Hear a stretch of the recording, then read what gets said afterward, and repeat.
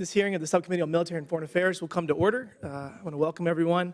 Without objection, the chair may declare a recess at any time. I recognize myself for the purpose of making an opening statement.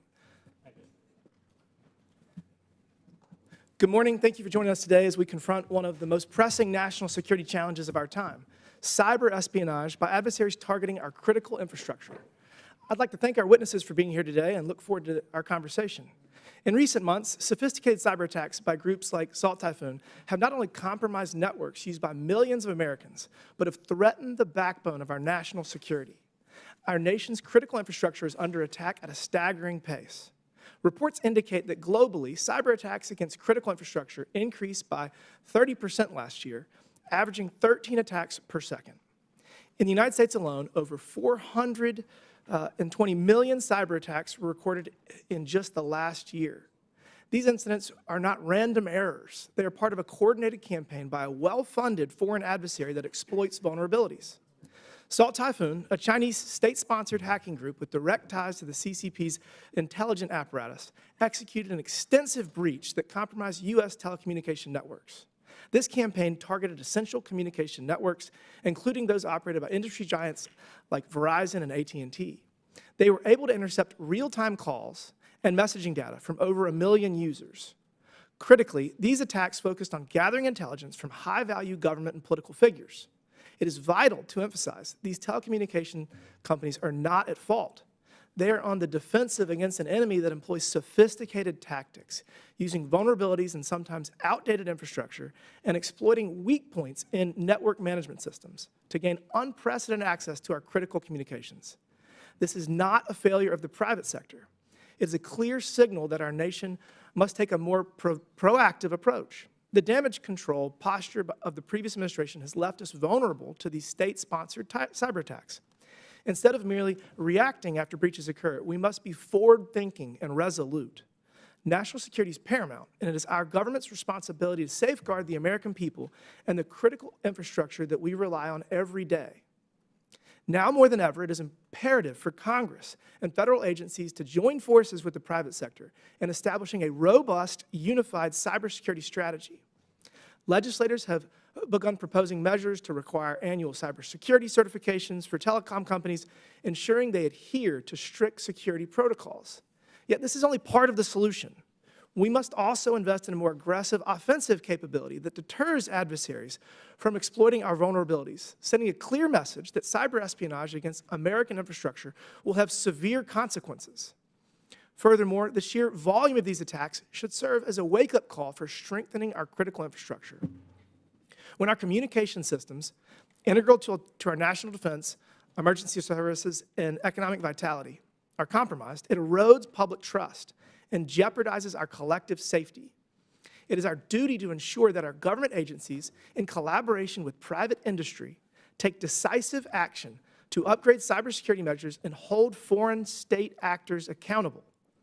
In closing, let me reiterate, the threat we face is not a result of negligence from our telecom companies, but a deliberate, strategic maneuver by sophisticated and hostile state actors intent on undermining our national sovereignty. This is a call to action for every American who values freedom and security. We must fortify our defenses, invest in advanced cybersecurity technology, and pursue strong, proactive policies that secure our nation's critical infrastructure against these relentless threats. The time to act is now, before our adversaries turn these vulnerabilities into tools for even more severe real-world disruption. Thank you again to our witnesses for being here today, and I look forward to hearing about your experiences in the cybersecurity field and any recommendations you have regarding our strategic cyber posture. And with that, I yield to Ranking Member Subramanian for his opening statement. Thank you, Chairman Timmons. Thank you for holding this hearing. And I agree with much of what you said. We must protect our telecommunications infrastructure from our adversaries, foreign and domestic. And the future of warfare is here now. And programs like Typhoon are actively infiltrating our networks and gaining access to sensitive information and credentials. And I would say Typhoon is one of the worst breaches our country has ever faced in our telecom infrastructure. And we're still uncovering the full breadth and scope of its attacks. And this work to protect our telecom infrastructure is urgent, and it's bipartisan, and it must be a national priority. And so It's deeply troubling that in the midst of this massive cybersecurity espionage effort we're facing, our national security advisors are breaking basic protocols that ought to be followed by every person handling sensitive and classified information. As we saw last week, our national security advisor added a journalist to a Signal group chat where top officials shared classified information about an upcoming strike. The administration has not taken responsibility and tried to deflect, saying that it isn't a big deal and the mission was a success. But this is a big deal. And the mission is not a success if the whole world now knows how we did it, how we planned these attacks, and where we got the information. We've made it much harder and more dangerous for our troops to carry out these missions in the future.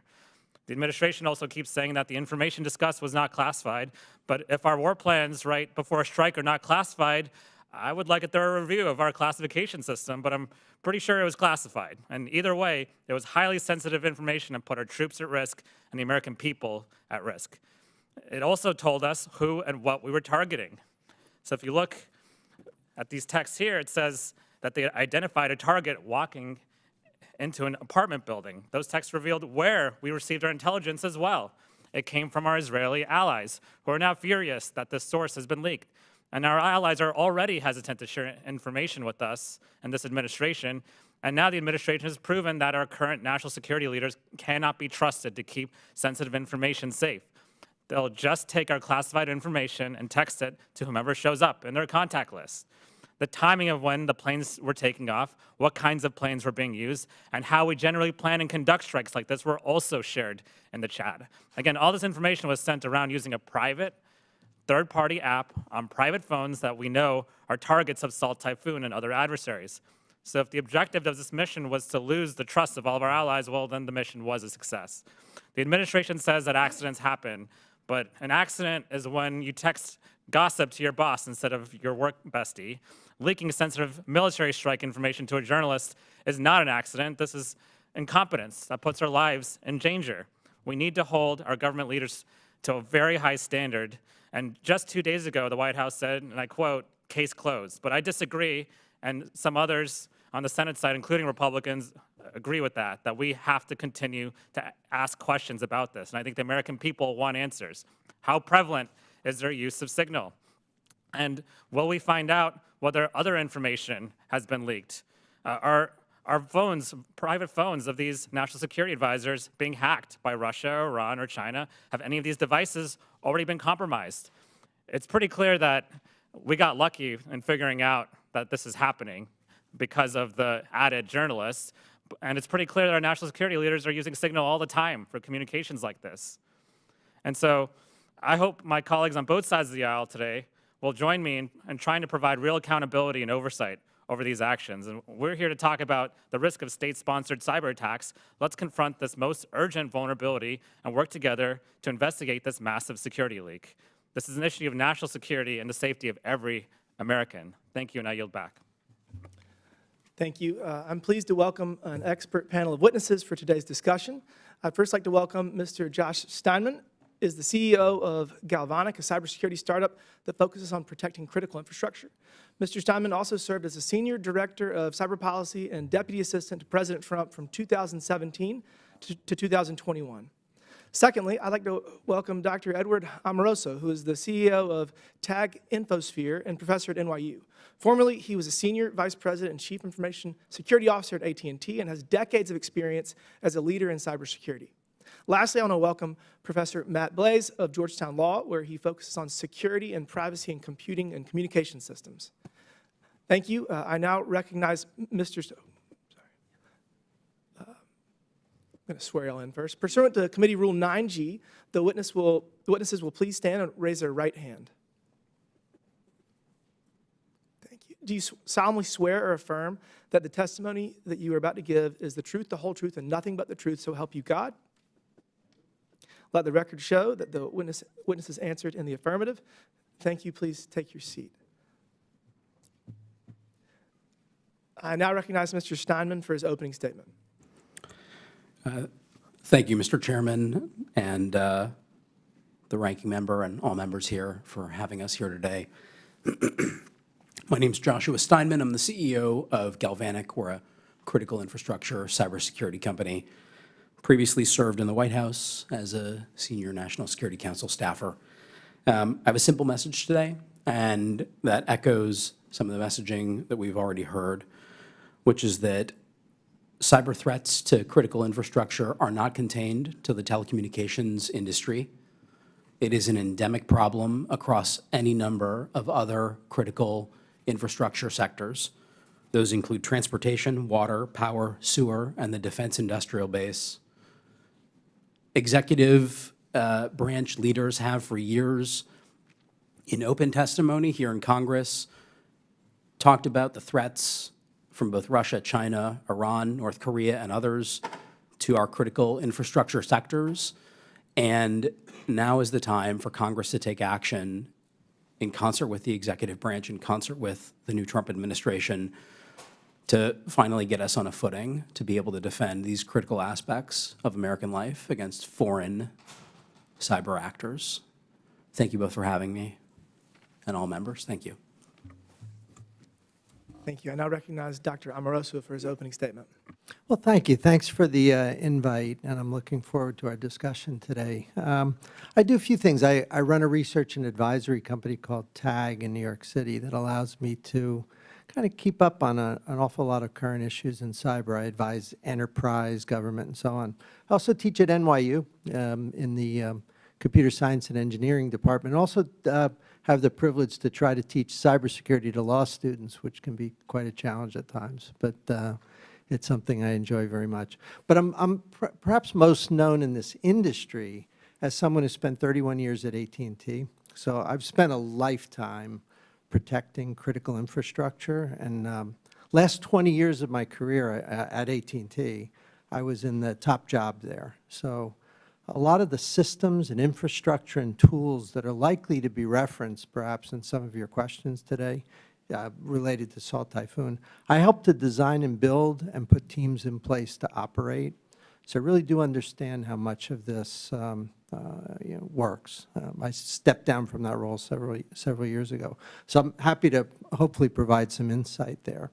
One of the themes I think you'll hear in my comments today is that we need to be thinking about the next problem. I think a metaphor comes to mind that I often think about when asked about this topic. It's as if we were driving on a road hitting a bunch of potholes, and then you ask us to come and talk about the potholes. We don't want to ignore the potholes, but it's scarier when there's gigantic sinkholes ahead of us. And I think that's the metaphor that makes the most sense here. And those sinkholes will come from an adversary that increasingly is using AI.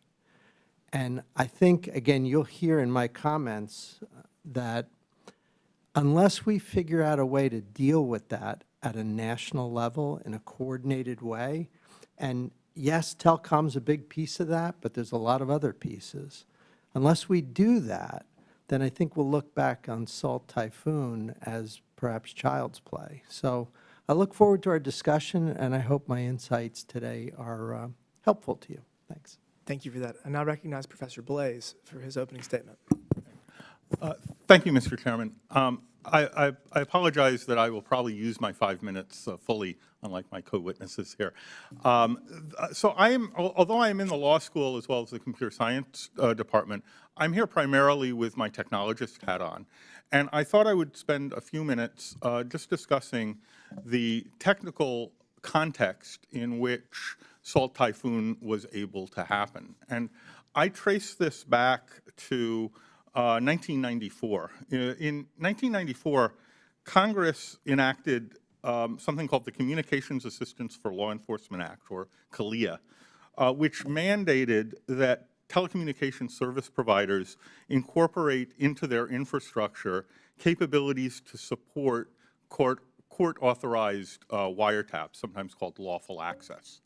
CALEA was a response to concerns from law enforcement that newer digital telephony services might not be compatible with existing, at the time, wiretap technology that the government and the police were using.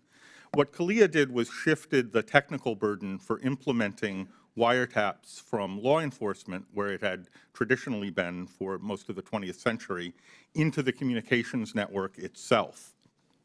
And what CALIA required was that virtually all switching equipment in the public telephone network must be designed with explicit backdoor capabilities to wiretap traffic. So every switch used to serve every customer would thereafter have to be essentially wiretap ready in case a customer served by that equipment might someday be the subject of a wiretap order. When CALIA was proposed, many technologists, myself included, raised concerns about the security implications of such a sweeping mandate, that it would expose our infrastructure to attack by malicious actors who would find ways to exploit these new universal wiretap capabilities against ordinary Americans and American companies and government officials. And unfortunately, these concerns have, over time, been proven correct several times, and most recently and most spectacularly in the SALT Typhoon attacks against high-value U.S. targets, including government officials. While the CALIA mandates introduced vulnerabilities from the beginning, those risks have been greatly amplified in practice over the more than 30 years since the law was passed, and are now much more severe than perhaps they were at the start. Telecom infrastructure has changed radically over the last 30 years. In particular, it's become increasingly automated and virtualized. In the previous century, provisioning wiretaps generally required the intervention of a technician with physical access to switching equipment that was serving the targeted customer. This effectively served as a safeguard against very large-scale unauthorized wiretapping that wasn't being permitted by court orders, because a human being was in the loop and would be expected to notice an inexplicable uptick in surveillance. Over time, these sort of architectural safeguards, because of the way the phone system worked in the 1990s, have kind of fallen by the wayside as communication infrastructure has evolved. Telecom switches are now more like data centers than they were specialized offices run by humans. They're designed to be remotely programmed, configured, and managed, often over the internet, and at the same time, the backhaul for wiretaps to law enforcement is no longer through dedicated leased lines, but rather through internet connections that anyone potentially could get access to. And there are now intermediaries that serve essentially as wiretapping clearinghouses between law enforcement and telecom providers. Effectively, all this has expanded the attack surface that has to be defended to prevent tampering with our communications infrastructure and unauthorized surveillance by foreign state actors, especially at scale. The job of the illegal eavesdropper has actually gotten significantly easier.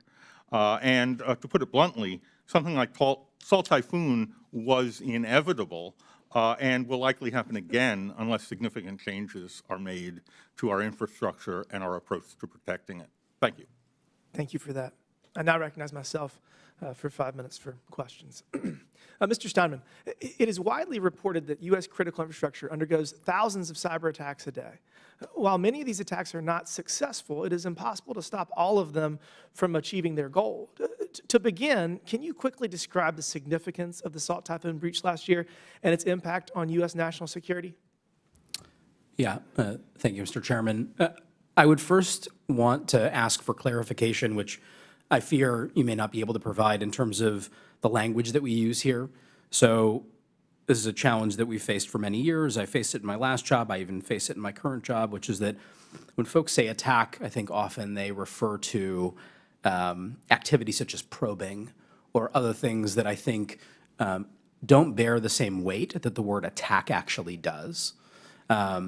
This also goes to another challenge in cyberspace, which is that many actors conduct activities that look like both intelligence collection, and then they maintain the capacity to then conduct an operation that may have an impact. That impact may be digital, that impact especially in this context, may be physical.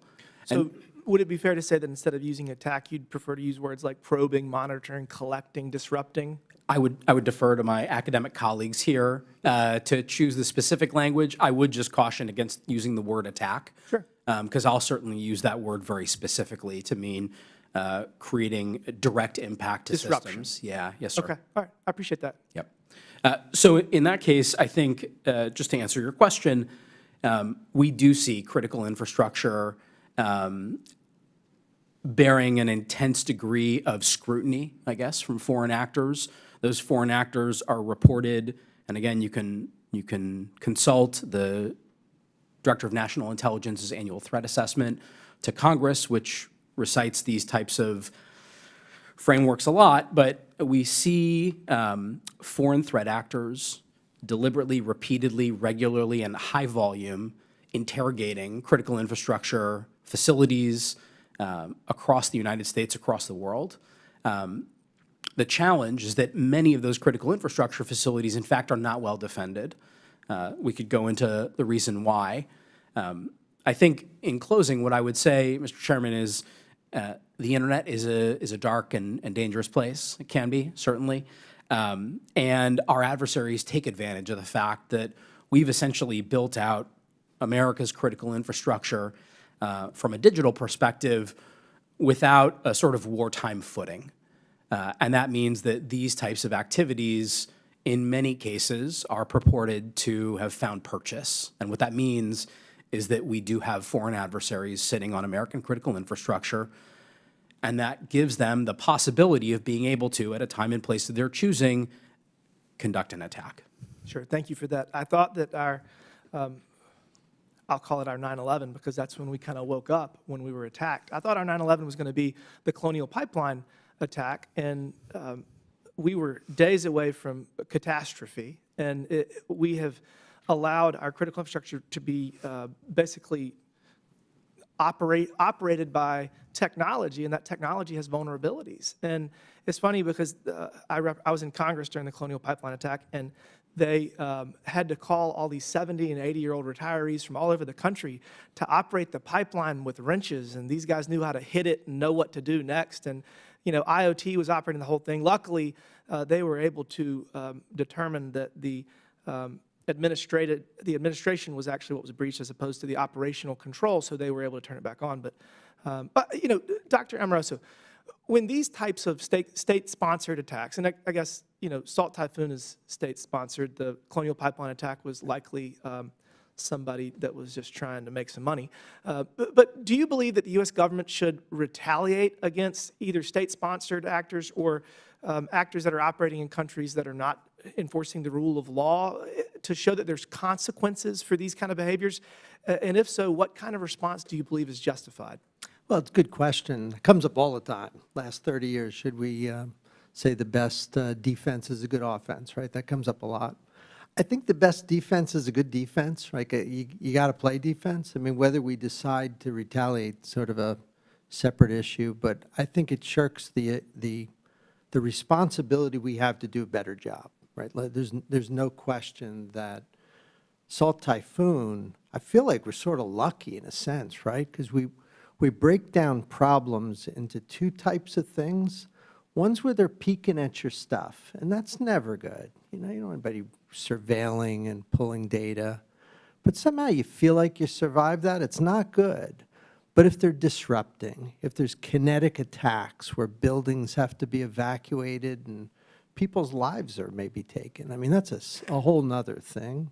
So in my opening comment, when I sort of drew the analogy between sort of potholes and sinkholes, sinkholes are consequential attacks where you cannot ignore what's going on. And that's my biggest fear, that I feel like we're headed toward that.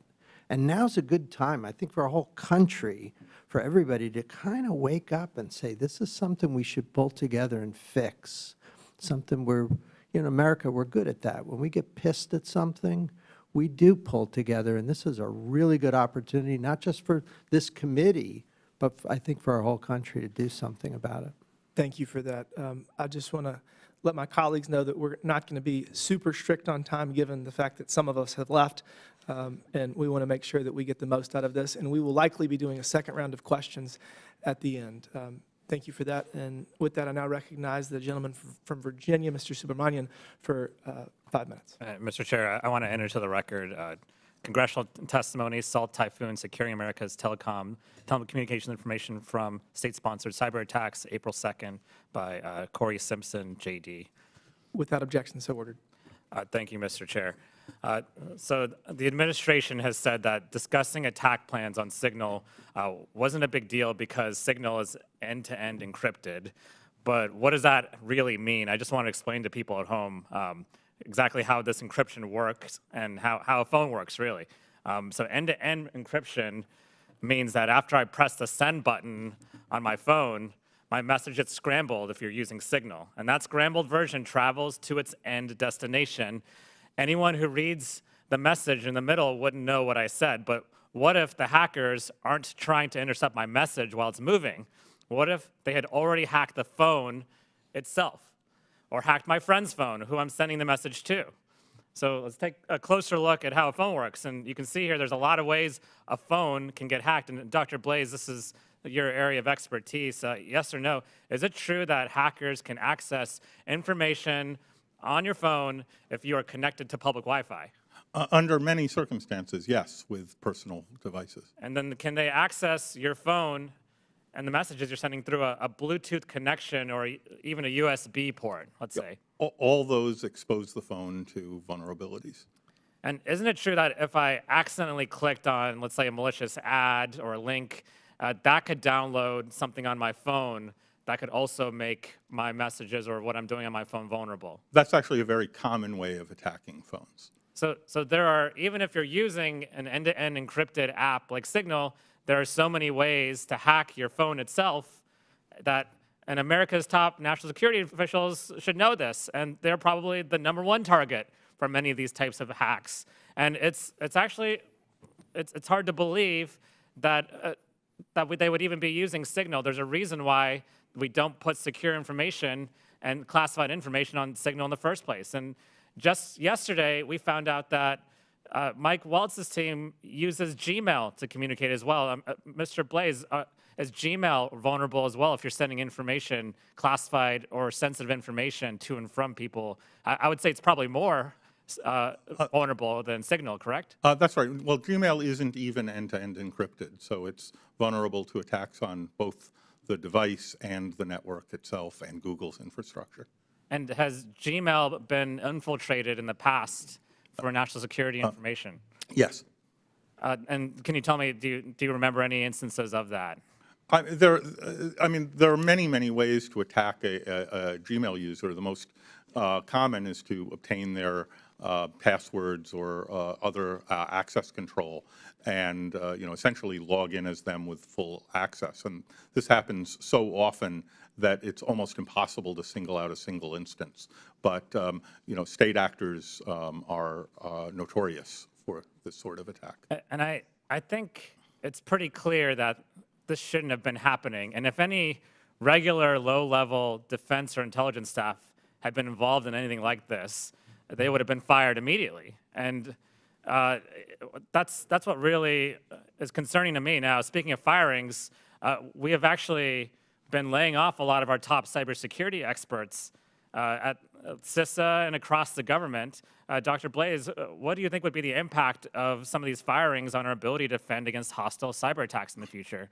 Well, the battle to defend our infrastructure is fundamentally difficult. It's fundamentally a problem that the offense side has an advantage with, because computer systems, personal devices, the servers that serve them, are all vulnerable to attacks, some of which have not yet been discovered and some of which have not yet even come into existence. But we don't know how to build secure systems in any top-to-bottom way.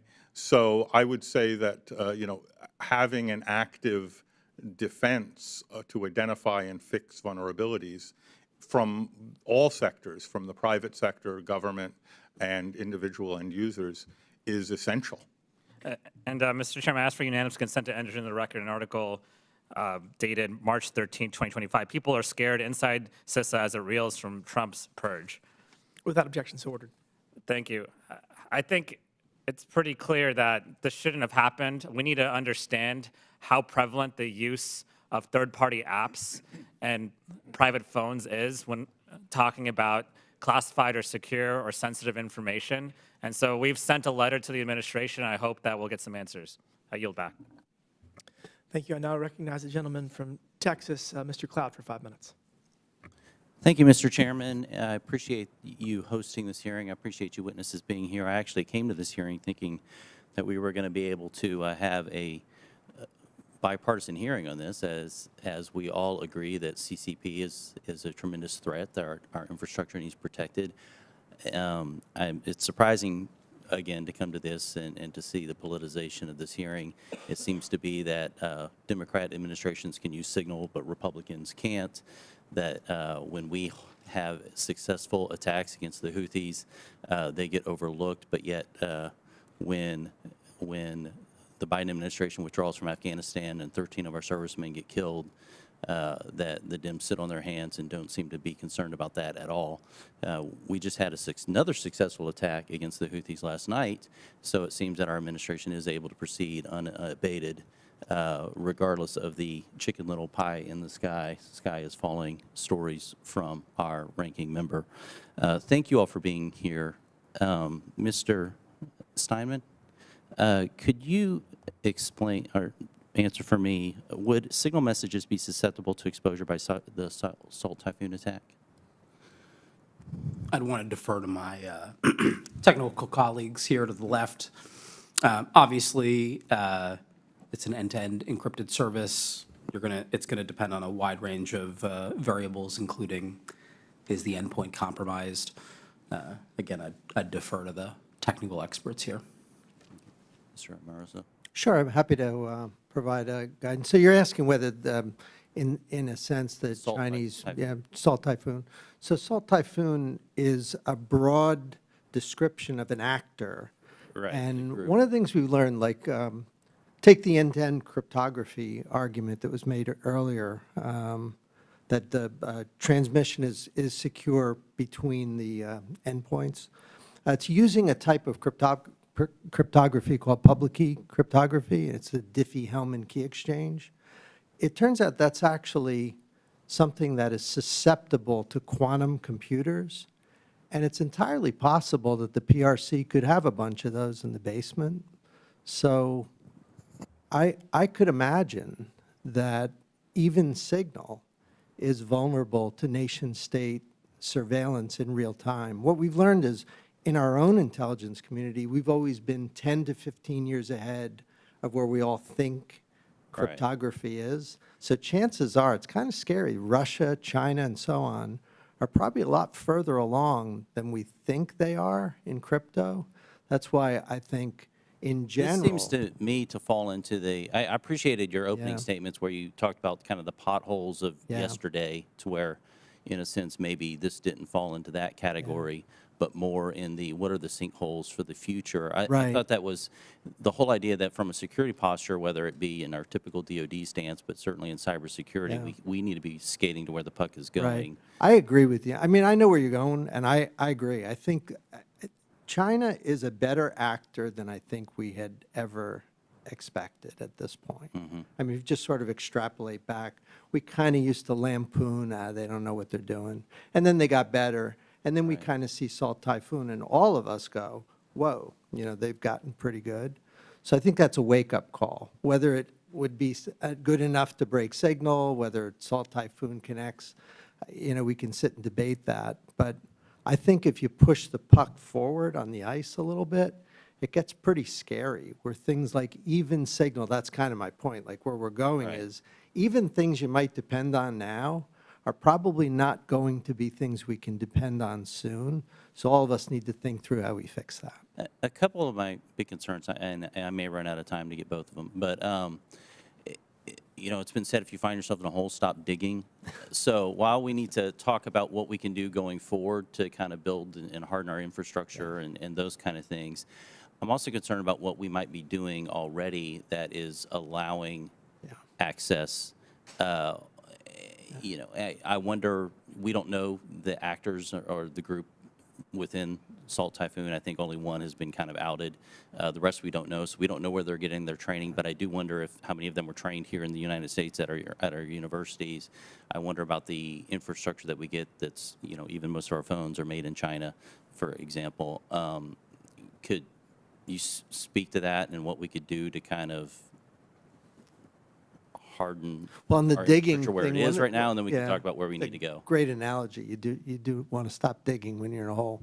I think one of the things that I hear all the time, like in the context of telecom, Salt Typhoon, and even the broader issues, is we need to find the gaps, go find the 3, 5, 7 gaps and close them. I think that that's a fool's errand. Like, looking for the gaps and fixing them is not the way we get out of this. I think we need to design brand-new infrastructure and start finding a way to eventually transition.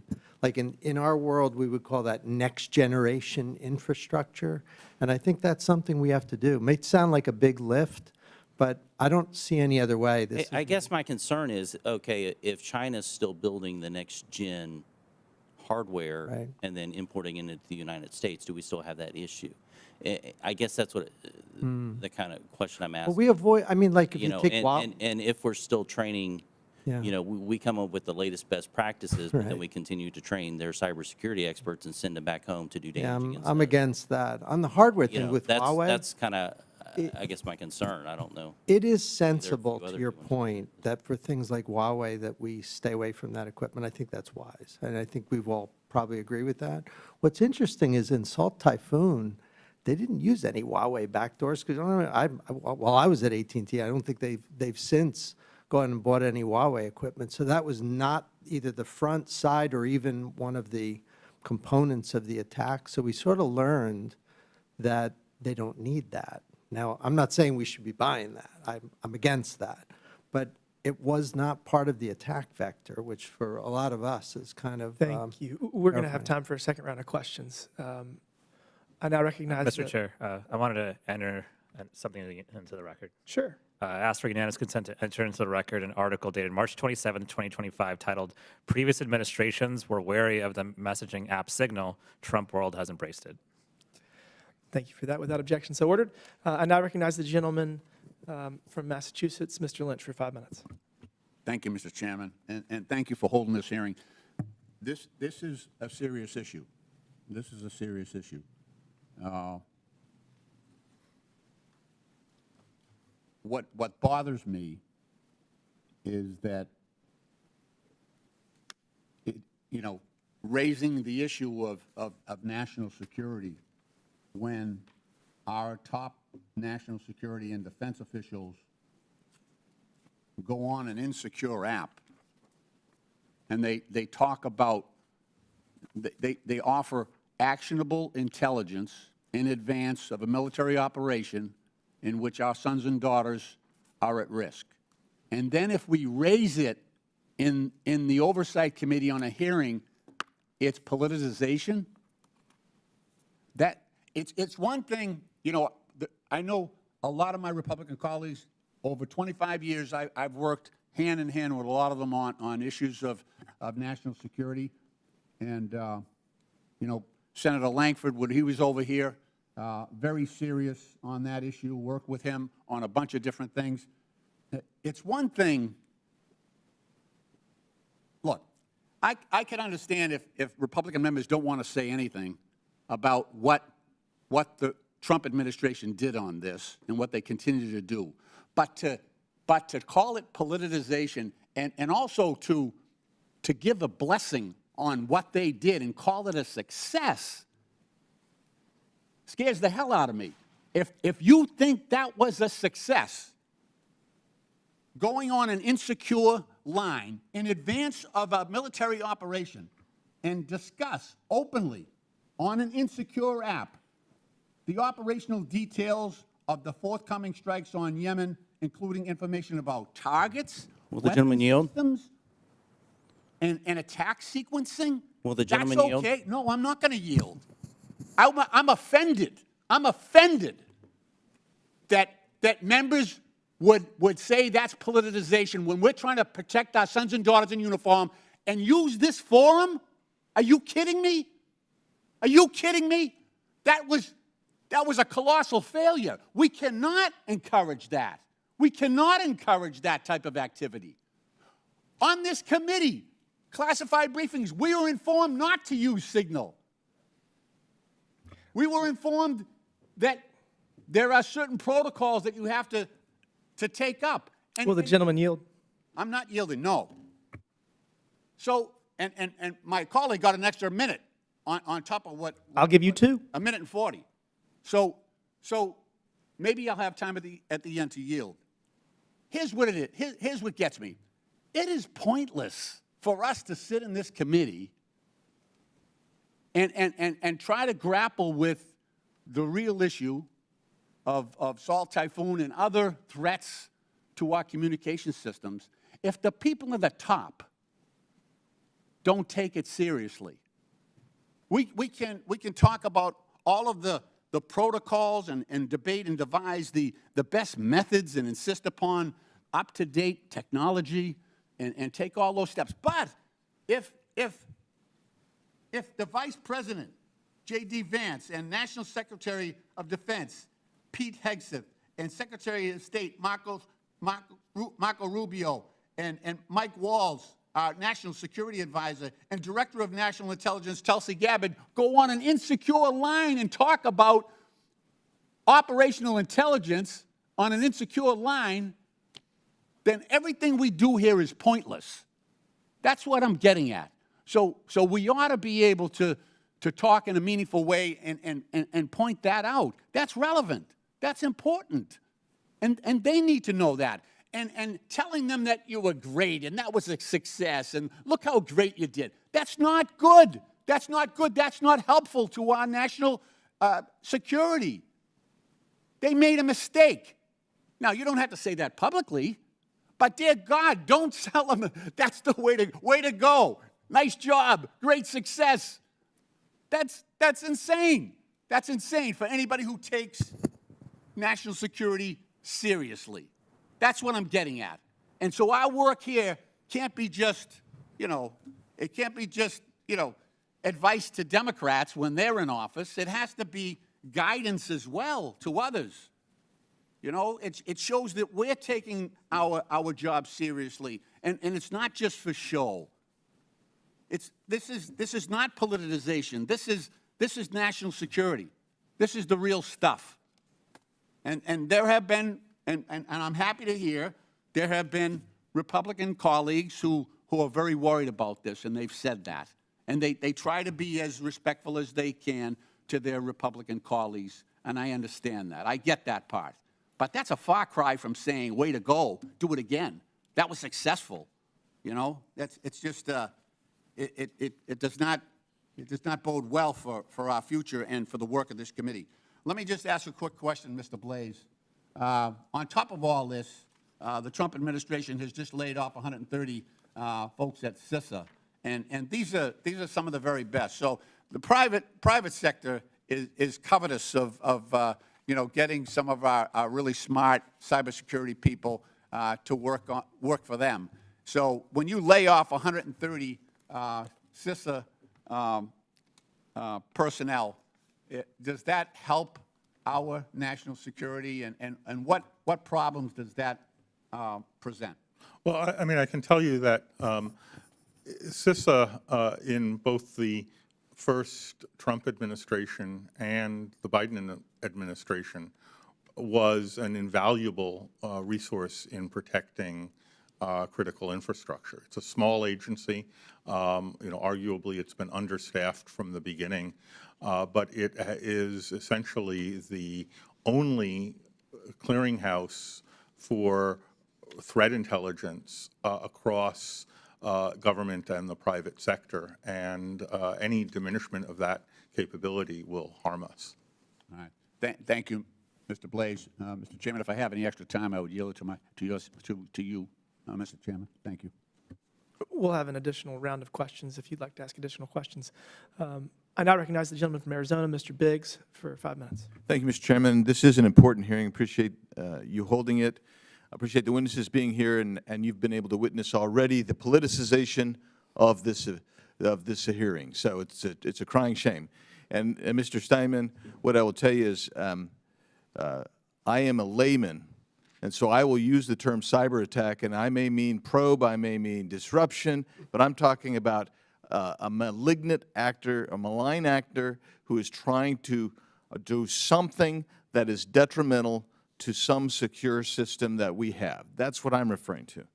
And so, according to the Internet Security Alliance, thousands of daily attacks, cyber attacks, put the operational continuity of critical infrastructure at risk and have led to trillions of dollars in economic losses to date, meaning that cyber attacks threaten both our national and economic security.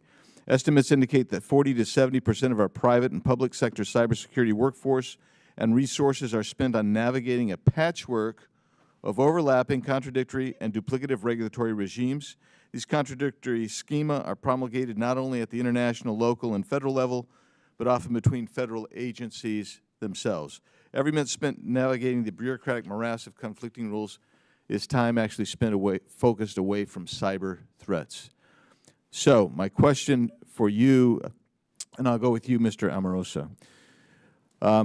What steps should Congress and the Trump administration take to harmonize federal cybersecurity regulations to ensure that cybersecurity resources and the cyber workforce are focused on protecting American citizens and our critical infrastructure? Well, thank you for the question. And on behalf of every CISO on the planet, we'd sure like to see fewer frameworks and regulations. The NIST cybersecurity framework, which is in version 2, is really good. And it's almost like an umbrella standard to most of the other standards that are imposed on an enterprise security team. So I think if you had 50 heads of security across the whole critical infrastructure, even mid-size and small companies, they'd all agree that simplifying that to 1 or 2 frameworks would be a really good idea. Now, we use these tools called GRC tools, governance, risk, and compliance tools. So we've been able to automate away a lot of the complexity. So we've dealt with it, but it would be quite welcome if there was some simplification there.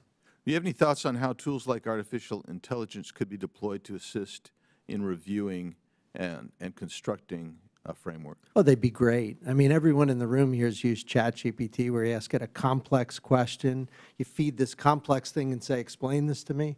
Well, think about complex regs and asking how it might apply to an industry.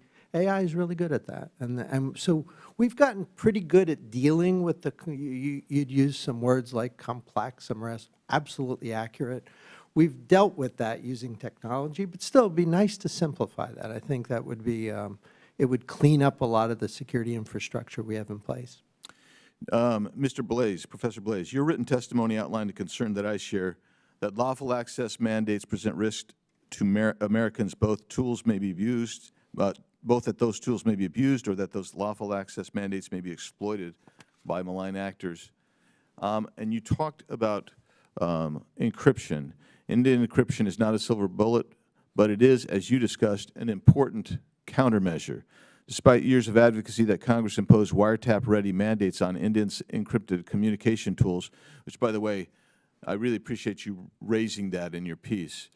In response to the SALT Typhoon attack, federal law enforcement agencies issued a series of public reports and statements recommending that Americans utilize encrypted voice and text communication methods.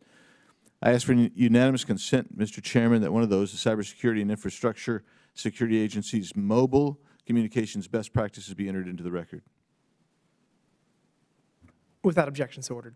Thank you. Back to you, Mr. Blaze. Would imposing such a mandate expose those communication methods to the same risk present without encryption? I mean, end-to-end encryption makes communication strictly more secure. It's not perfect. It's not a panacea. It still leaves us vulnerable to attacks against the endpoint. But what effective end-to-end encryption does is essentially removes attacks against the infrastructure, such as we saw in the SALT Typhoon attacks that have been made public so far, from the equation. Essentially, signals encryption, we don't know that it's perfect. We don't know that there aren't And hidden I'm not attacks. talking specifically about Right. Signal. I'll Right. save that for another round of questions. Sure, but for example, Signal. Yeah. We don't know if any of this encryption is perfect. We don't know if there's some attack that will be discovered in the future. But it's probably safe to say that the easiest way to attack an end-to-end encrypted communication is by attacking the endpoint. That it essentially becomes a waste of time to attack it through the infrastructure, and that's a significant gain. So while we're here, Mr. Chairman, if you'll indulge me just real quickly, it's been publicly reported that the UK has been putting pressure on Apple to build a lawful access backdoor into encrypted iCloud backups, not unlike what you talked about in the 90s. Senator Ron Wyden and I have raised concerns about this approach with the Trump administration, specifically asking the administration to put pressure on the UK to back down or face consequences. And I ask unanimous consent that on our February 13th, 2025 letter be entered into the record. Without objection, so ordered. And so here's the question, Professor Blaze. What tools are at the administration's disposal to ensure that our own allies are not taking steps that jeopardize Americans' privacy? Well, again, we should encourage the use of end-to-end encryption because we use the internet and communications for essentially everything about our economy, everything about our national security, everything about our personal privacy depends on the security of our communications infrastructure. And, so we need to promote the use of end-to-end encryption enthusiastically and vigorously. And regulations that mandate things like cryptographic backdoors are a step backwards from doing that and will make us less safe. Thank you. I yield back, Mr. Chairman. Thank you for indulging me. Thank you. And I recognize the gentleman from California, Mr. Garcia, for 5 minutes. Thank you, Mr. Chairman. Thank you to our witnesses for being here. And obviously, I think we can all agree that the Salt Typhoon hacks were very serious, deserve a full response. Clearly, China is targeting our networks, and we need to step up to prevent them and, of course, prevent from worse things from happening. But, of course, I strongly disagree with comments that we should not be discussing other serious national security concerns. Members of Congress have the absolute right in hearings to ask questions that are of grave national security concern. And the fact that we, as the House minority and Democrats, are focused on the serious national security breaches that have happened because of Secretary Hegseth and others on the Signal fiasco, I think is the right response from us. The American people demand accountability for the Signal disclosures. And as a reminder, we have not only Defense Secretary Pete Hegseth, we have National Security Advisor Mike Waltz, the Vice President, the CIA Director, our Secretary of State, Marco Rubio, Treasury Secretary, and the Director of National Intelligence, all debating foreign policy, arguing about national strategy, and sharing what is clearly war plans, even though they'd like to say that they weren't, on a signal change. So this is of absolute importance to this subcommittee and important for us to discuss it. Of course, they're doing all this while chatting with a reporter. We can all agree, hopefully our Republican colleagues included, that that's totally insane and a level of incompetence and recklessness that should never be in our government. Now, Dr. Blaze, we've seen this many times. This is, of course, one of the updates from Secretary Hegseth. Dr. Blaze, here we have the Defense Secretary laying out exactly when and which planes were going to fly and when our pilots would be in danger. Now, Dr. Blaze, I understand that Signal is a good commercial option to communicate. A lot of folks use it. But to communicate exact times, directives, war plans is absolutely unacceptable. Would you, I know you've said it before, but do you agree that this, from a national security perspective, should not be on this type of unsecured? Right, I have no idea at what level that would be classified, but it's certainly sensitive national security information, and intuitively. And do we agree that Secretary Hegseth or anyone at DOD should know this, correct? Yes, anybody with access to classified information would also be briefed and have access to the authorized tools for handling that. And so here we have Secretary Hegseth sharing information which exposes our soldiers to danger, even though he should know that information could actually get to our adversaries. And remember, the best cybersecurity practices in the world actually don't matter if you're also careless enough to send all of this classified information, which I believe is classified, straight to an actual reporter. So, Dr. Blaze, can you remind us what would happen to an enlisted person or an officer who would leak similar information?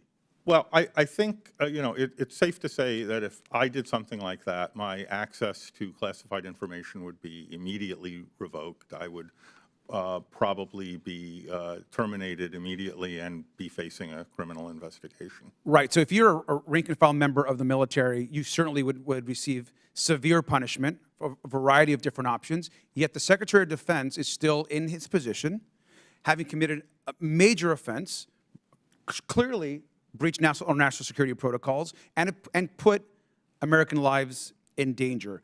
Many of us have said it before. We'll repeat it again. He should resign or he should be fired.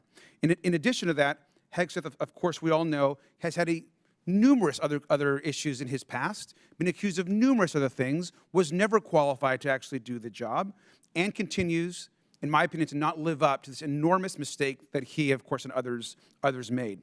Now, I want to also just point out the bombings did not solve anything. Attacks from Yemen still continue. And the whole episode revealed breathtaking incompetence. We got lucky this time that no Americans were killed, but unless things change, we're sitting on a ticking time bomb. And I just also want to note, because I think it's important, that the CIA director and DNI director, Tulsi Gabbard, who were active participants in the chat, have told Congress under oath that they don't remember basic facts about the conversations they actually had and were involved with, of course, to avoid any sort of responsibility. Personally, I think they lied to Congress and should be held accountable. Now, we also know this isn't the only time these people have used Signal to discuss classified information or other systems. And I just want to remind us that the Wall Street Journal just reported that Walsh, quote, created and hosted multiple other sensitive national security conversations on Signal with cabinet members. And of course, now we're also learning that he's sending information through his personal Gmail account. So this is an enormous amount to investigate. We absolutely have a right to bring it up in this committee, and we need additional accountability. And with that, I yield back. Thank you. I now recognize the gentleman from Arizona, Mr. Crane, for 5 minutes. Thank you, Mr. Chairman, for holding this important hearing today. Thank you guys for coming. You guys are probably starting to see why it's tough for us to get anything done up in Washington, D.C. I do want to defend my colleague, Mr. Cloud. I don't believe he ever said that the Signal chat episode was a success. I believe he was talking about the strikes against the Houthis. I also find it rich that my colleagues on the other side, who now claim to be the accountability and transparency police, said absolutely nothing, when we pulled out of Afghanistan and 13 Marines were killed, amongst other issues. So moving on to this hearing, I think it was great, Dr. Amoroso, that you talked about potholes and sinkholes. You're looking at many of these hacks that we've experienced in the past as potholes, but you seem more focused on the bigger attacks that will come in the future, and you're referring to those as sinkholes. Is that correct? That's correct. Sir, would you look at some of the individuals that have hacked into our energy grid as a possible sinkhole scenario? Yes. Can you tell us what your major concerns are when it comes to infrastructure like that? Disruption. Yeah. Isn't it true that the former FBI director, Wray, even talked about that himself? I'm not sure. That's a common point, though, certainly. Mr. Steinman, do you remember that? I believe I do, sir. Yeah. What do you think would happen if the CCP or one of our adversaries were to take down our energy grid? I think it would sow incredible chaos. I think it would be damaging to almost every American in the first and in the second order, given the food supply chains that we use to eat every day, the energy required to purify water, to process sewage, et cetera. And respectfully, sir, I would just offer that there have been numerous unclassified statements by executive branch, senior executives, to say that we do have foreign adversaries on that energy grid. Right. Absolutely. One of the things that you guys brought up is whoever controls AI and does the best at implementing it into our cybersecurity, will obviously be in the best position. Can you guys talk to how the United States government is doing and implementing, developing AI and using it within cybersecurity. I can offer a couple of points. I spend a lot of time on that. The first, I think everyone should recognize, again, another analogy. If you're a human being playing a well-programmed computer in chess, you realize you lose every time, right? I think everyone gets that. So just, do you think we can beat a computer at cyber? You kind of can't. And as your adversary starts to really move in that direction, you have to do that too. Now, when we think AI, in fact, for any of you, if you're thinking AI, the first word that should come to mind is data. You have to have data to train systems to learn, just like with children, they have to be exposed to experiences to learn. AI has to be exposed to data and, to some sense, experience. That's the first thing we need to do as a nation. So we have a lot of privacy concerns and a lot of issues of intellectual property and ownership and competition, and you've seen some of it in the hearing here, you know, some of the squabbles that we have in our country. We have to fix that. If we can't fix that, then we'll never be able to build, like I've heard the president talk about this big global shield. Well, I think that's a perfectly good metaphor for AI. We need to do something that allows us to protect against AI offense, and the only way to do that is we have to architect something that makes sense. We need to have the right access to data. We have to have the national labs involved, and large critical infrastructure has to be involved. Academia has to be involved. And our government leaders need to be working together to help us coordinate something along those lines. Mr. Steinman, you want to take that one? Yes, sir. I would also offer that it might be worth the committee's time to look into some of the barriers to information sharing that private sector executives and companies face.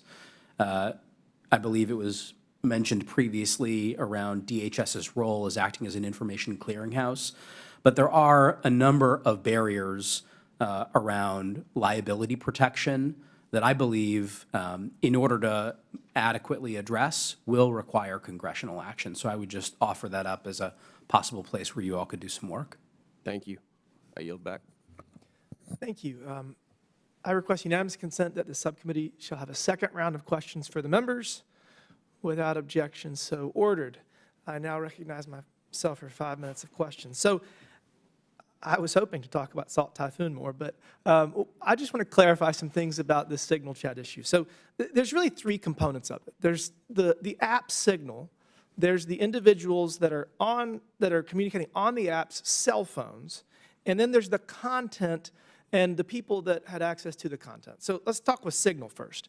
Mr. Blaze, the Salt Typhoon attack, would signal messages have been susceptible to the Salt Typhoon attack? So from what we know about the Salt Typhoon attack, so far it has been limited to the infrastructure itself. Took the communication, unsecured communication on the infrastructure. On the So infrastructure. They were So- basically collecting data that was going through the infrastructure, and because if it was unsecured, they would be able to access it and see what it says, but if it was secured, they would just throw it away because it's ones and zeros. Doesn't make any sense. That's right. What Signal effectively does means attacks against the infrastructure can't reveal content. Thank you. That's exactly what I wanted you to say. So Signal has actually been encouraged to be used by the Department of Homeland Security, cybersecurity infrastructure security agency, CISA, and they actually recommended under the Biden administration for potentially highly targeted individuals to use it. So not only is it best practice to use end-to-end encrypted, it's encouraged to the point where when the CIA director took his post, they were like, you need to use Signal. You can't use anything else. So I guess, number one, Signal is secure unless the cell phone is compromised. So my question, Mr. Blaze, does it matter what app you're using if the cell phone is compromised? Well, no, but let me just add a bit of nuance to what you said. Signal is secure in that it protects the information in transit, but it's one of the reasons it's not authorized for classified national security purposes is it lacks features designed to protect classified information, such as ensuring that the recipient has a clearance and is authorized to receive. Correct. So, but again, Signal is secure end-to-end encryption, but again, it has to go to the right person. That has to go to the right person. So it would so- be, the classified tools would make it impossible, for example, to inadvertently add a reporter.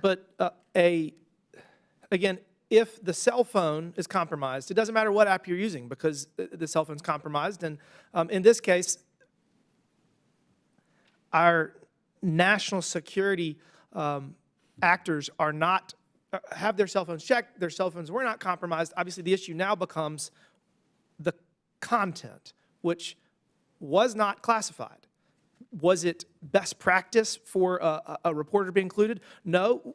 Had that reporter told the Houthis what was going to happen, would that be really bad? Yeah, didn't happen. I can promise you that this will not happen again. National Security Advisor Waltz has indicated that this was an error, and I mean, listen, it's an error that will not be repeated. He is an incredible asset to our national security team. So again, there's just a lot of confusion around this. Signal is a secure end-to-end encrypted app.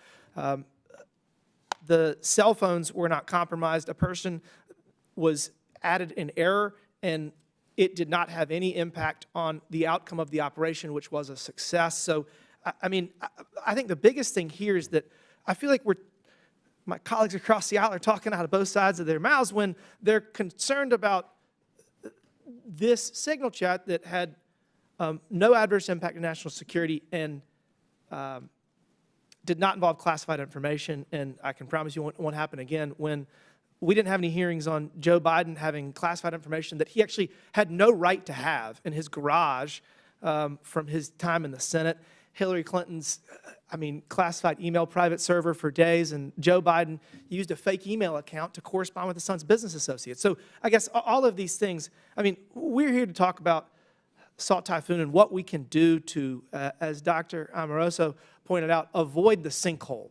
We've got potholes for days. The sinkhole is coming, and we need to be working to make sure that we are ready, and I would say that we certainly are not right now.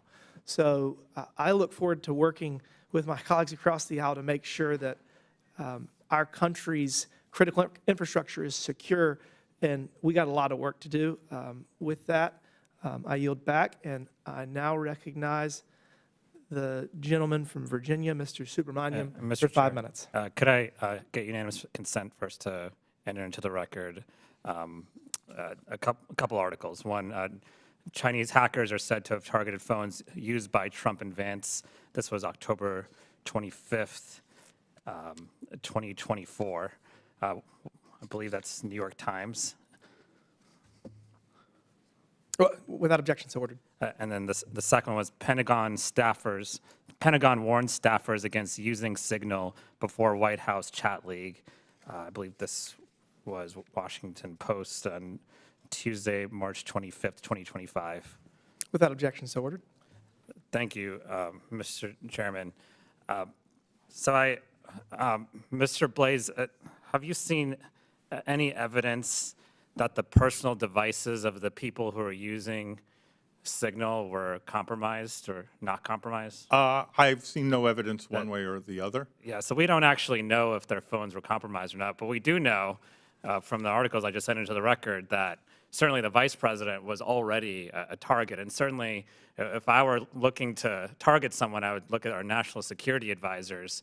I just have to say that I'm glad I haven't heard from the administration much about this being an error, but I'm glad I'm hearing it from some. But what I really want to hear from the administration is that they made a mistake, that they're going to fix it, and here are the steps they're going to take to make corrective actions and fixing what was a serious, serious blunder and serious leak of national security intelligence.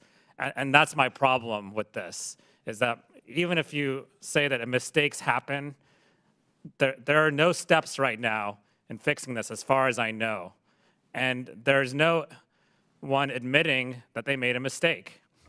And there's nobody telling us what corrective actions are actually being taken, how prevalent this issue was. I entered into the record earlier about how previous administrations were hesitant to use signal for this very reason that our witnesses are telling us today. One witness said that signal could actually be hacked, even though it is encrypted end-to-end, because we now have quantum computing. That's a really good point. And then Dr. Blaze has also mentioned that these systems are vulnerable, even setting aside signal itself. And we have 13,000 secure facilities across the country, and we have staff for every one of these national security experts who are there for the very purpose of making sure that they can communicate anywhere at any time around the world, troop movements and other sensitive classified information. And so it's not like we haven't given the administration the resources to communicate securely. It's just they decided not to. And in doing so, I think they've broken at least 6 laws in regards to security as well as transparency. And I think this is a big problem that the administration has broken these laws and not admitted any sort of fault or mistake. And the response has been to just toss this aside as ho-hum or chicken little, I think was said earlier. I think there needs to be more attention paid to what happened, how prevalent it is, and what the administration is actually going to do about it. And so this is relevant because, today's hearing is about compromising our telecommunications infrastructure. But, if you did a poll, I think we have a study of all the chief information security officers. I think 80% said that human risk was the #1 problem in securing cybersecurity and telecom information. And I'd actually ask you, Mr. Blaze, would you agree with that characterization that human error might be the #1 concern when it comes to telecom risks? That's probably true, although I'd quibble a little bit with how we define human error. A lot of human error is inevitable because of poor design choices for the systems that we use. But I guess what I would really like is to just have an investigation into what happened. And one of the things I'd like to share with my colleagues is that we've actually asked for an investigation. I think there are only Democrats on the letter to the administration right now, but I know some senators on the Republican side have actually openly asked for some sort of investigation. But at least we can get to the bottom of what happened, how prevalent this is, what we can do to fix it so that it never happens again. I hear that that's a shared goal, and I'd like to see us work together in doing that. And so instead of trying to sort of brush this aside as something that isn't a big deal, let's admit that it was a big deal, and let's try to take steps to fix it and not just try to cover this up. Thank you, and I yield. Thank you. I now recognize the gentleman from Virginia, Mr. McGuire, for 5 minutes. Thank you, Mr. Chairman, and thank you to the witnesses for coming here today. During the attack, Salt Typhoon maintained undetected access for up to 18 months. This incident is described as one of the most severe telecom hacks in U.S. history. Despite existing public-private partnerships to prevent cyber attacks, it seems as though there are still significant information sharing gaps. Mr. Steinman, are there any federal laws or regulatory red tape that prevents or hampers information sharing about hacks between government agencies and the telecommunications industry? Thank you, Congressman. I would, of course, defer to Mr. Amoroso's experience being the former Chief Information Security Officer of AT&T around specific granular challenges with information sharing, but I would like to emphasize the point that you made, which is that whether it's questions of liability at the corporate or the individual level, questions of insurance, insurance policies, we saw that in the NotPetya cyber attack where and in the Colonial Pipeline attack, where we had issues of who would pick up the tab when there was a business interruption process as a result of a cyber attack, that it really is a deep nested issue. Let me ask a question for Dr. Yes, sir. Amoroso. The 2023 National Cybersecurity Strategy emphasizes preventing the abuse of U.S.-based infrastructure, but it largely omits deterrence. Dr. Amoroso, in your view, why was deterrence overlooked, and how critical do you think it is to incorporate it into the strategy? Yeah, it'd come up earlier, this question of deterrence. I mean, certainly it helps. I mean, I'm an operator, so I wouldn't be the person doing the deterrence, but if someone's doing it, it's going to help. Your point about information sharing is an important one. You know, back in '96, I remember sitting in this building when we first started talking about it. It was a PDD 63. It was the first sort of ISAC stuff.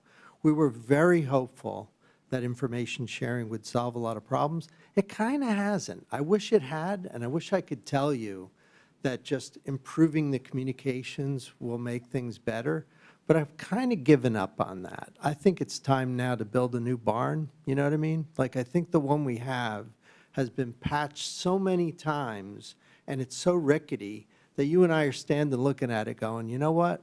Time to build a new barn. Well, we all know the definition of insanity.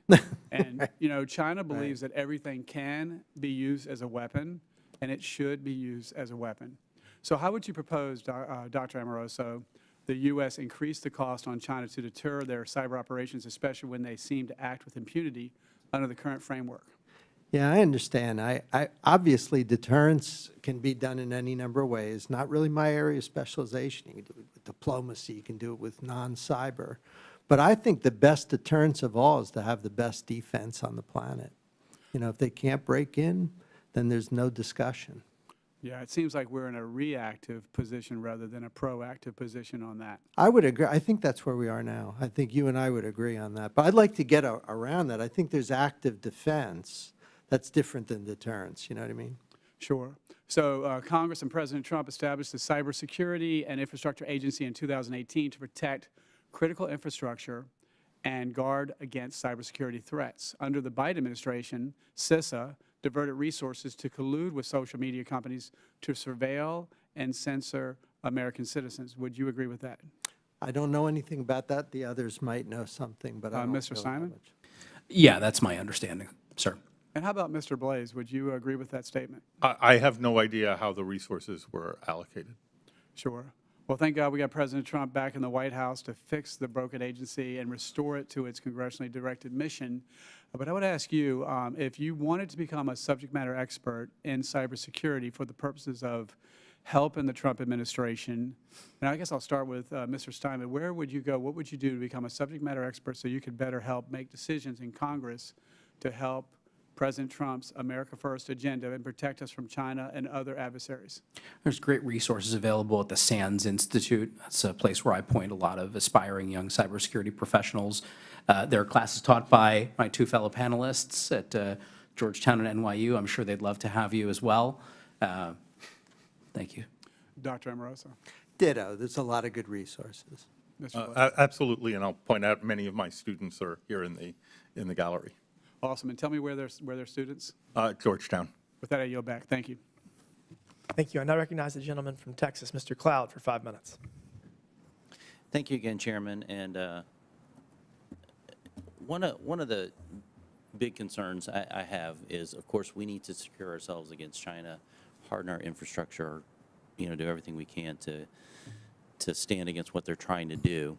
But we are a free society as well. So I'm always mindful that keeping the American people safe is one of our top priorities, but keeping them free is actually our top priority as members of Congress and of the government. And so, and then we're in the context of, as we move to AI, as you point out, Mr. Amoroso, the challenges are going to get monumental when it comes to cybersecurity. And then AI is dependent and developed on big data sets, which the CCP has no qualms about stealing, hacking, invading personal privacy of their own people and our people in order to create these huge data sets. And so as we put together solution sets, I'm curious about how to keep that balance as we move forward of protecting the American people. Mr. Blaze, you even talked about the back doors in some of that have been required in some of our telecom infrastructure, which is of a concern to me as well. I wanted to throw that out there and just see what your thoughts were. I guess we'll start with you, Mr. Omarosa, if you want to follow Sure. up. I mean, I'll give you an example. So everyone in the room here either uses Microsoft or Google from email, right? Pretty much. And I'm guessing everybody in the room here would say that doing email is the worst 1 hour or 2 hours or 3 hours of your day, right? So if you had a piece of AI that did your email for you and you trusted it and it worked and it gave you a little list at the end of the day, the things that it needed to check in with you, then phishing goes away. Like the phishing risk, there's other attacks that emerge, malware in your AI agent. But the point is that as we upgrade our infrastructure and we do it intelligently, we can make some of these attacks go away. It's one example. There's a lot of things like that. But to do that would require a concerted sort of coordinated effort with the email providers, with privacy groups, with government, and so on and so forth. That's kind of what I'm talking about. But you can diminish the intensity of these attacks by using technology intelligently. Mr. Blaze, do you want to speak to the issue of the backdoors? Yeah. And Certainly. So, Privacy so more broadly, we are, right now fighting a battle in which the attacker, the offense side, has the advantage because the systems that we have to defend are incredibly complex. New vulnerabilities are found, every week. And the implications of attacks are so far-reaching we can't even analyze what the consequences of some of these threats will be fully.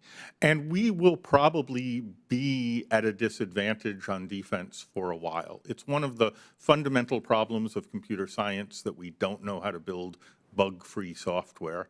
And as complexity increases, the number of bugs and vulnerabilities also increases along with that. And that is a problem. A bug is different than a mandated backdoor. That's right. And so adding mandated backdoors into the equation essentially, preloads the bugs. We don't even have to find them. We know they're there already. So, we will never be able to make our defenses perfect with the way we're doing things now. It's a problem I would love to solve. But we can absolutely do better than we're currently doing. Mr. Simon, I wanted to ask you, you talked about us not being on a wartime footing when it came to our cyber infrastructure development. One of the disadvantages, when we point to our history, for example, with the Soviet Union versus the CCP, I've always said at least the Soviet Union was honest with us.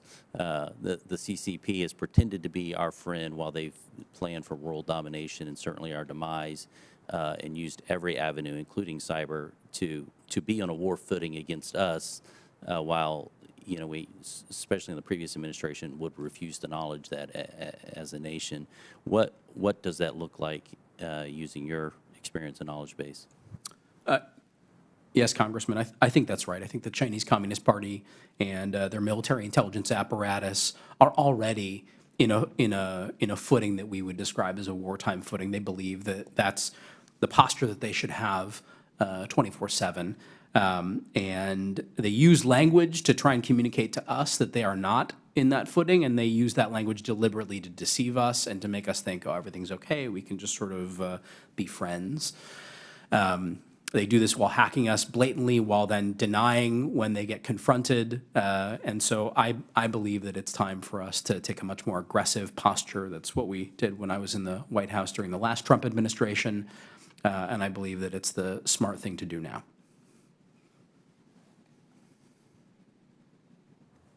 Thank you, Mike. Time's up on you, Mike. Thank you. I now recognize Mr. Biggs for 5 minutes. Thank you, Mr. Chairman, and thank you again to the witnesses for being here.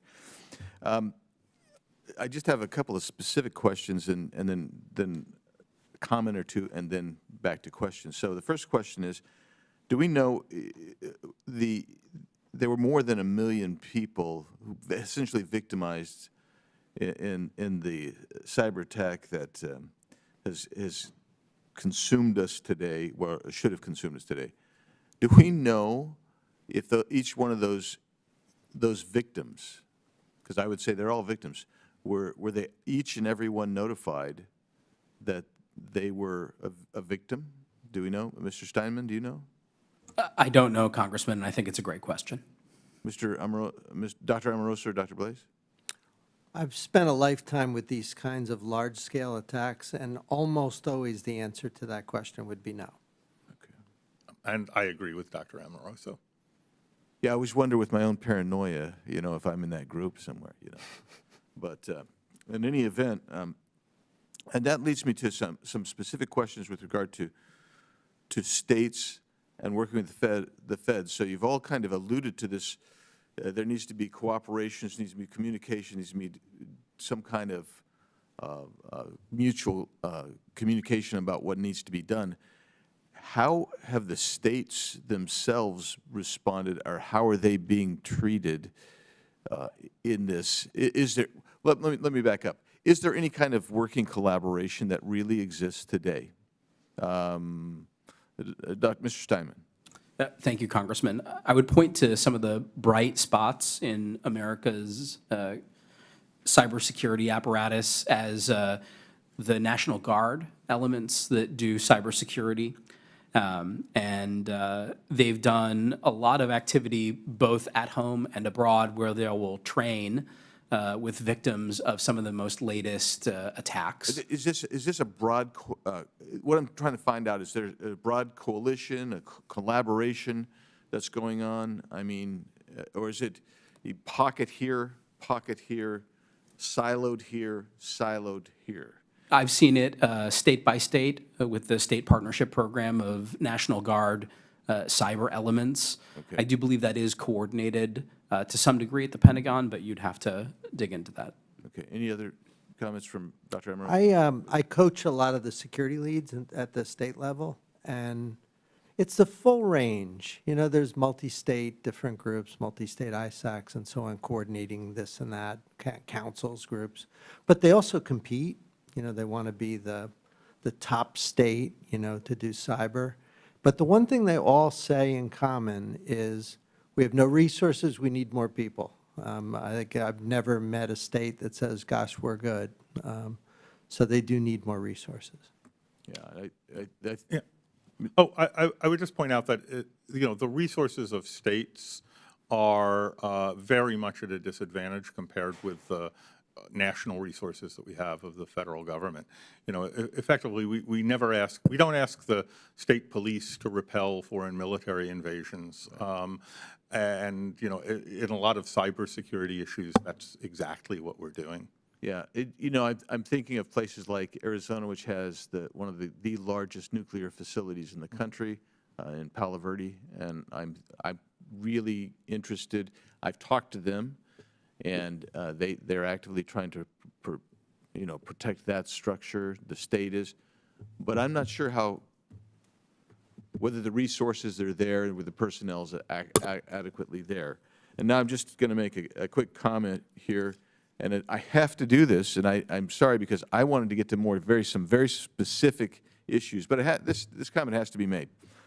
When you keep 30,000 classified emails on a private server in a private home, you might have a bit of a security problem. And that's what happened with Hillary Clinton and Bupkis, silence, quietude from the left.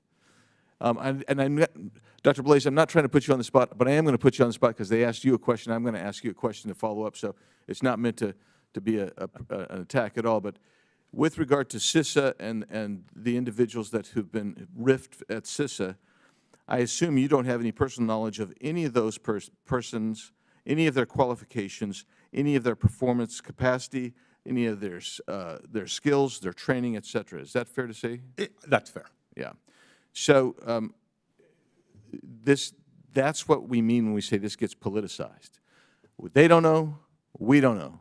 But what we really wanted to find out today is what happened, how do we prevent it, how do we work together to stop it? And I feel like we've been derailed just a little bit here today, and that's unfortunate because both sides profess and want to get to the bottom of this because it is a national security issue. and will in fact impact us actually for generations to come. So we've got to get ahead of it like right now. And with that, Mr. Chairman, I'll yield back. Thank you. And I recognize the gentleman from Arizona, Mr. Crane, for 5 minutes. Thank you, Mr. Chairman. Since my colleagues came in here and politicized this event today, I want to ask the chairman, did you forget to invite the Democrats to this event today? I did not, no, sir. That's interesting, because as I look down, I see a bunch of empty seats. And for those that came in here and talked today, you'll note that they asked you very few questions about cybersecurity, how to prevent and stop it. They spent most of their time talking about a signal chat. And after their comments, I hope you all noticed that they got up and left. They didn't really care what you had to say. Did you guys notice that? Okay, good. I'm glad you did. Now, back to the hearing. Because a lot of us are laymen on this topic, a lot of us wonder, how hard is it once you identify a cyber threat that has embedded itself within your infrastructure systems to either block them, kick them out, et cetera? Dr. Amoroso? Yeah, someone that Matt Blaze and I remember, Ken Thompson, wrote a paper in 1983 where he taught all of us basically how you do what you just said and make it essentially disappear. Like, it's not completely gone, but it's mostly gone. And we all kind of freaked out at the time, and here we are 40 years later, and we're talking about it. But you should kind of accept that if somebody's really good at dropping malware into your infrastructure, you're probably not going to find it. Really? Yeah. Well, do you think AI will really help us with that? I think you have to change the game. It'd be like, it's a terrible analogy, and I apologize, but if I could drive a truck bomb into your home and blow the whole place up, how do you stop that? You don't put a fence. What you do is you break your home up into a lot of different pieces. Suppose your home was 1,000 concrete blocks. What do you blow up? And you'd say, well, I can't live in a house like that, and that's true, but computing works that way. We call it virtualization and cloud and so on. So we have to change the game, not sort of solve that older problem, because you're not going to solve that problem. We've spent a lot of time talking about the CCP in China today because they do have a very robust cybersecurity offensive capability. But obviously, there's other countries out there as well that are hacking into U.S. infrastructure, like Iran, North Korea, Russia, et cetera. When you guys look at the amount of resources that those countries throw into cyber attacking, and then you look at what we're spending on that as well, how does that measure out, Mr. Steinman? I think it's a great question, Congressman, and it's one that I would encourage a significant amount of attention from the committee on, which is, what are we paying for? Billions of dollars have flowed to the various cyber elements of the Department of Defense and elsewhere, and what is that producing? I will say it does produce a lot of good people that are very talented, but when we think about capability, I just think there's probably a lot of room for investigation there and thinking about how can we use those dollars effectively and efficiently. I would also just like to touch on something that you seem to raise, which is that, and the panelists have raised, which is that we have lots of attackers coming at our critical infrastructure. And what I would say is by taking a more aggressive posture to go back at those attackers, we throw sand in their gears. We force them to spend time and effort to defend against our counterattacks. And those could be ones that are managed at the national level, or they could be the prickly landing point inside the company that those cyber actors are going after. And so I would just offer that there is a lot of opportunity to interrupt and delay and deny and obfuscate when we think about offense. I want to talk real quick, Dr. Amoroso. I know you come from the corporate world, the private sector. When you look at the amount of resources that the corporate and private sector is throwing at countering cybersecurity attacks as opposed to the federal government, can you give us some sort of comparison and understanding the differences between what the corporate and private America is doing and what the federal government is doing? There's a difference between size and quality, right? I mean, you can throw a bunch of resources. If you're doing it wrong, then you could double that and it won't make any difference. So I think both in corporate and in government, we need to improve both. We need to optimize. Like in some cases, we don't spend enough time. Think cryptocurrency. That's a place where we should be spending more time. Like North Korea, I think they like fund the whole country by stealing cryptocurrency. So there's an area where we've done a very poor job globally protecting ourselves. But in other areas we referenced earlier, like compliance, I mean, we have so many resources chasing framework after framework after framework that when you count those resources to your question, you could double it, it would have no impact. So we have to rethink the size and quality. It's an optimization question as opposed to, do we have enough? Does that make sense? Yeah. Thank you, guys. I yield back. Thank you. In closing, I want to thank our witnesses once again for their testimony today. Salt Typhoon is an important thing for us to learn from, and I guess we got to talk about Signal a bunch too. Luckily, Signal chats are immune to Salt Typhoon, as Mr. Blaze pointed out. With that, I now yield to Ranking Member Subramanian for closing remarks. Thank you, Mr. Chairman.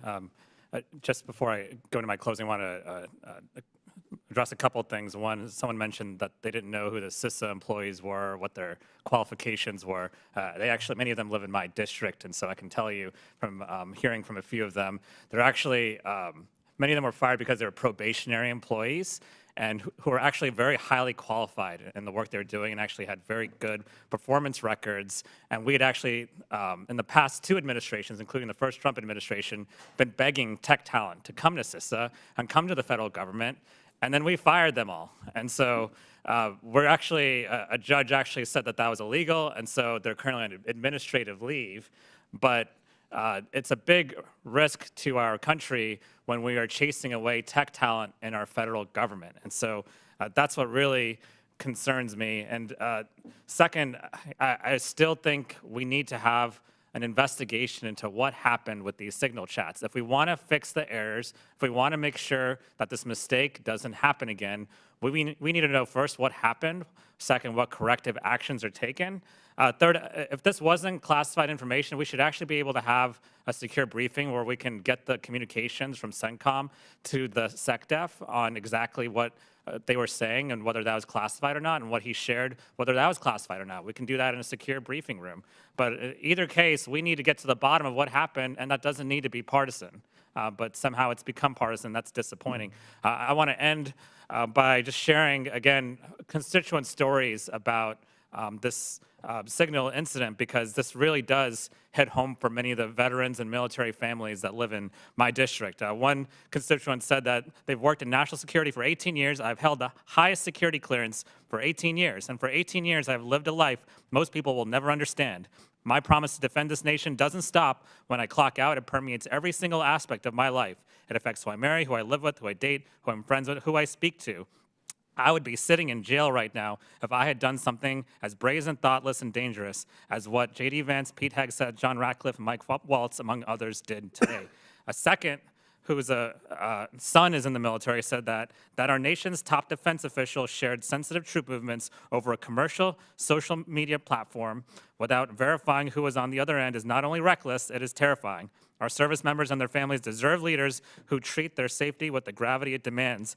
This breach not only endangers lives, but erodes the trust of those who serve and support our military.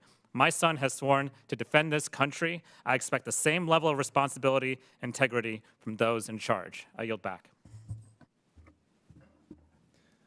Thank you. I guess we're going to start with Signal. I think it's important to realize that President Trump said Waltz messed up. So accountability has been acknowledged and a mistake was made. Waltz has, again, said it was an error himself.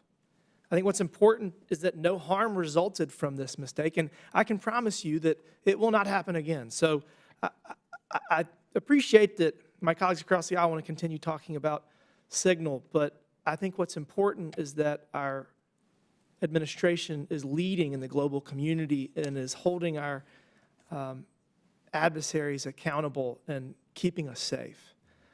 As to the CISA employees that have lost their jobs, we have $36 trillion in debt. We're running a $1.8 trillion deficit.